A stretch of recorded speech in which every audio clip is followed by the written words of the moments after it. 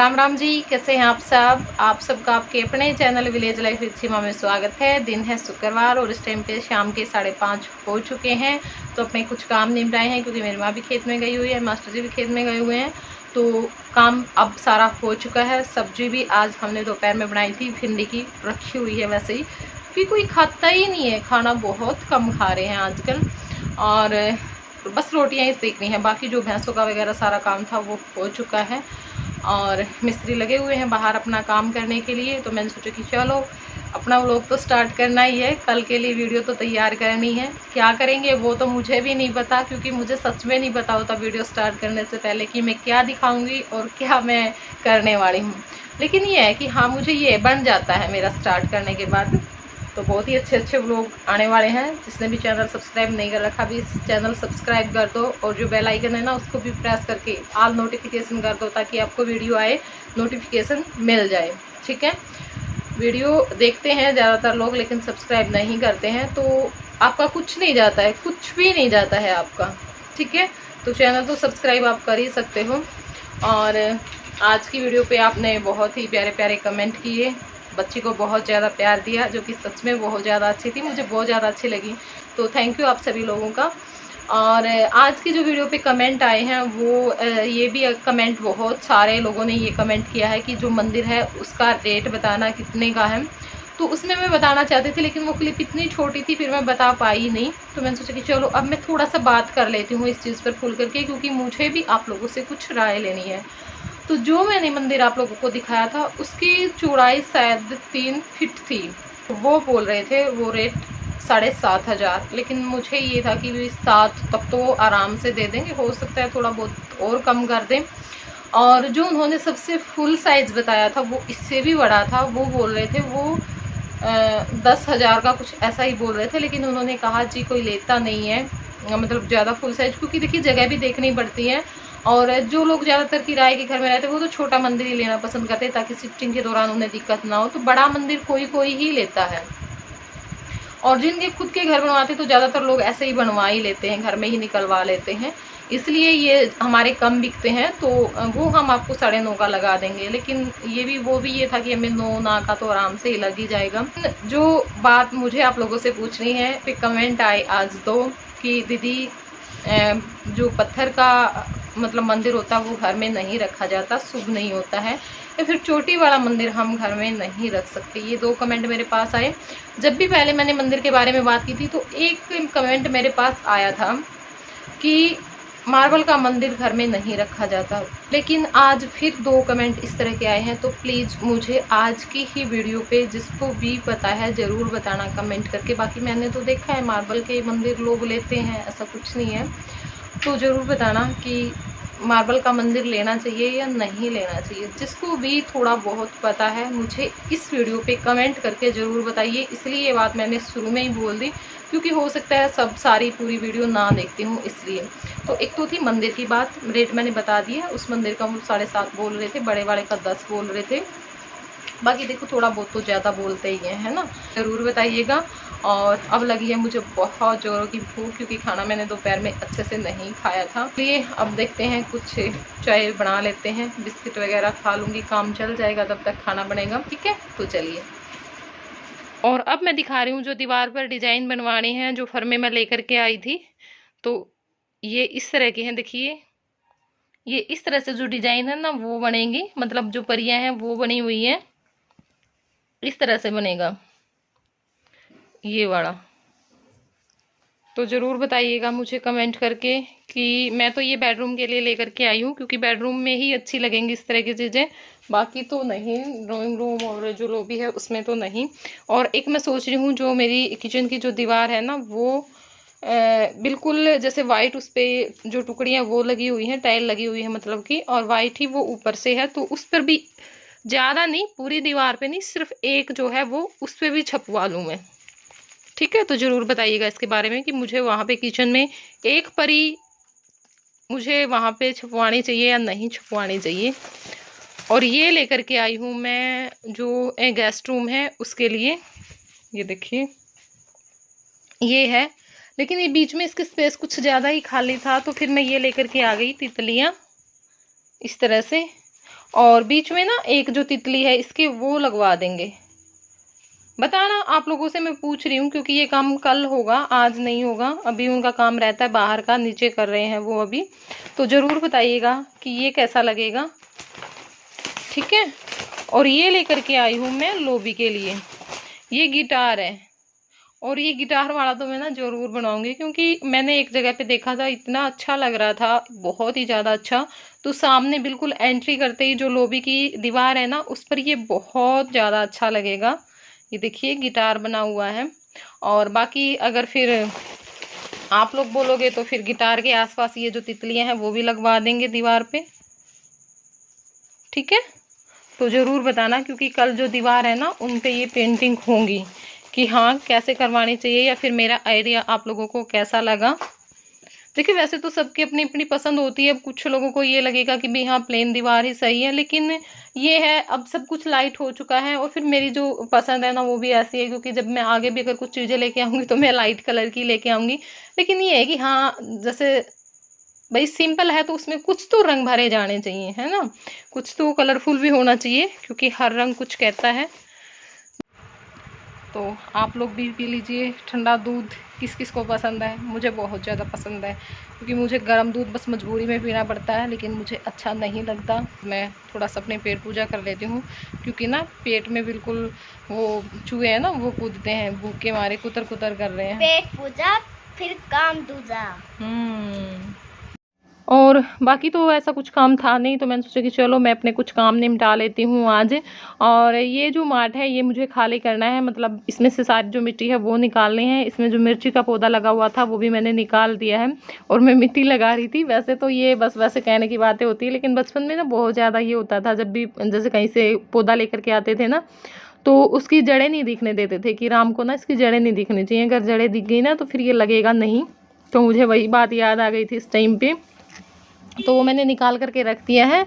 और अब जो सारी मिट्टी है वो मार्ट में से मैं ये जो ग्रो बैग मैंने बनाया था इसमें निकाल लूँगी। और मेरे पास कमेंट आए थे उस दिन कि दीदी ग्रो बैग आपने कैसे बनाया, ज़रूर बताना, वीडियो बनाना इसके ऊपर। तो अब जब भी मैं बनाऊंगी, क्योंकि बहुत सारे ये जो पुट्टी के जो कट्टे हैं ना वो थोड़े से मजबूत भी मुझे ज़्यादा लग रहे हैं इन कट्टों की बजाय, तो उनके जब भी मैं बनाऊंगी तो मैं आप लोगों के साथ ज़रूर शेयर करूँगी, जब भी क्या भी बनाऊंगी। और इससे ग्रो बैग के ना कई फायदे होते हैं। एक तो क्या होता है, जैसे ये इतना बड़ा है, इससे भी बड़ा है जो दूसरे वाला यहाँ पे पड़ा हुआ है, ये तो फिर भी छोटा हमने बनाया था। इसमें देख सकते हो आप लोग कितनी सारी मिट्टी आ जाएगी, बहुत सारी मिट्टी आ जाएगी जो कि प्लांट से बहुत अच्छे से लग जाएगा। अब अगर हम कोई बड़ा प्लांट्स भी इसमें लगाना चाहते हैं वो भी, या फिर जैसे किचन गार्डनिंग करनी है तो वो इसमें आसानी से कर सकते हैं। और दूसरा क्या होता है, अगर हम इतना बड़ा पोट लेकर के आएंगे जिसमें इतनी सारी मिट्टी आ जाए तो वो बहुत महंगा आएगा, बहुत ज़्यादा महंगा आएगा, और जो कि हम नहीं ले सकते। और महंगा भी हम कितना ले लेंगे, एक ले लेंगे, दो ले लेंगे, ज़्यादा तो हम नहीं ले सकते ना। तो जिनके नीचे मतलब खाली ऐसे ज़मीन नहीं है, कच्ची ज़मीन नहीं है, या फिर आप छत पर गार्डनिंग करना चाहते हैं तो ये सबसे बेस्ट होता है, क्योंकि इसमें वज़न भी नहीं होता है। इसमें तो सिर्फ मिट्टी का ही वज़न होगा ना, गमले के वज़न से तो हम बच जाएंगे, जो कि छत पे ज़्यादा हम वज़न नहीं रख सकते। इसलिए आप ग्रो बैग बना सकते हैं और बहुत सस्ते ये हमें पड़ जाते हैं। ये तो हमें ये लगा लो सिलाई का ही लगा लो, बाकी कट्टे वगैरह तो अब जो लोग खेती करते हैं देखो उनके घरों में तो ये चीज़ें आती ही रहती हैं, है ना। और मेरी माँ आ गई थी खेत में से, तो बीच में मैंने अपना वो काम छोड़ दिया है क्योंकि जो भरोटे हैं वो उतरवाने हैं। 6-7 भरोटे लेकर के आते हैं और वो पता नहीं कल के रखे हुए हैं, कैसे हो तो वैसे रखे हैं जैसे 2 दिन पहले के हों, पीले पीले से हो रखे हैं। 2 भरोटे बचे हुए थे, बाकी इनमें जो आज वाले हैं 2-3 वो मिला करके कूट लेंगे, इसलिए मेरी माँ वहाँ पर डाल रही है। और मैं एक साइड में खड़े कर रही हूँ, जो कि हमें अब इस टाइम पे नहीं कूटने हैं, मतलब कल सुबह में या फिर कल दोपहर में कूटेंगे। ये जो अब यहाँ पे रखे हुए हैं गंडासे के आगे, ये अभी कूटेंगे।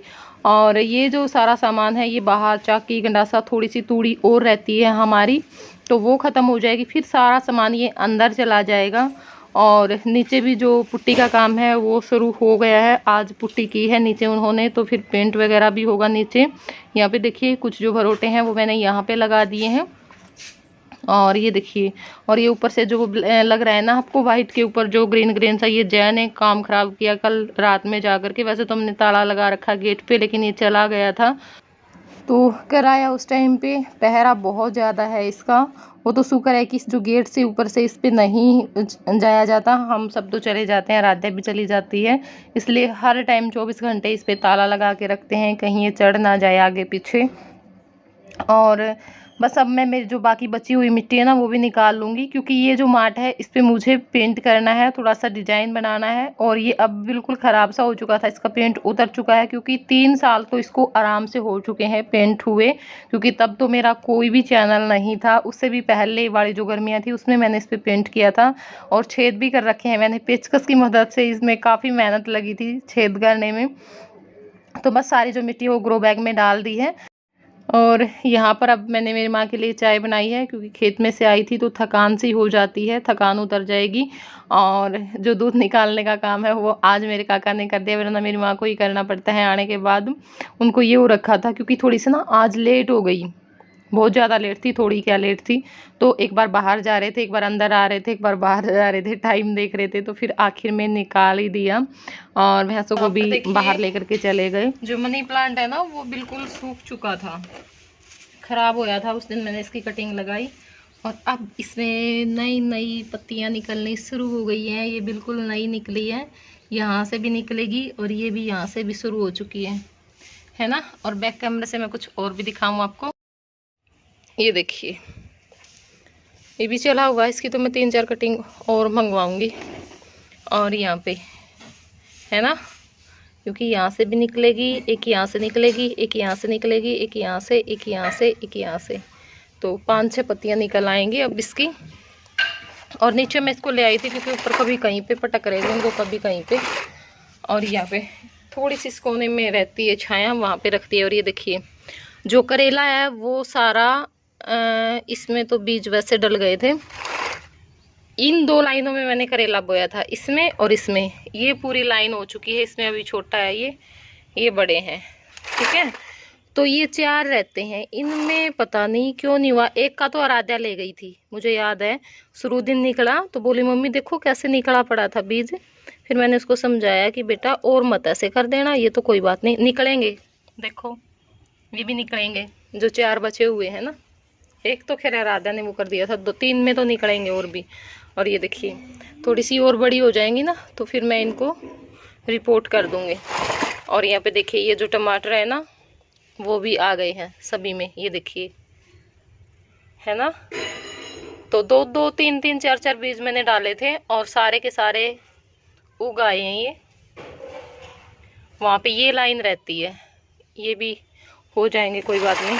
और बाकी और भी लगाने हैं, पालक भी लगानी है। तो पोट मेरे पास तैयार नहीं थे, मतलब मिट्टी वगैरह जो उसमें भरनी है या फिर जो खाद वगैरह, तो वो फिर अभी तो कोई फ़ायदा नहीं है, अभी तो जो से हैं वही ख़राब हो रहे हैं ना, इसलिए। और ये जामुन लेकर के आए थे तो सारी छलनी में डाल करके मैंने धो दी हैं। और इस सीज़न की ये पहली जामुन है जो कि हम खाएंगे। वैसे तो 3-4 बार पहले भी आ चुकी हैं, लेकिन मेरे काका के लिए ही लेकर के आए हैं, क्योंकि इनको और तो कुछ ऐसी चीज़ें खानी नहीं होती। तो फिर हमें ये होता है कि हम इन्हीं के लिए रख देते हैं कि चलो जामुन तो खानी ही है, यही खा लेंगे।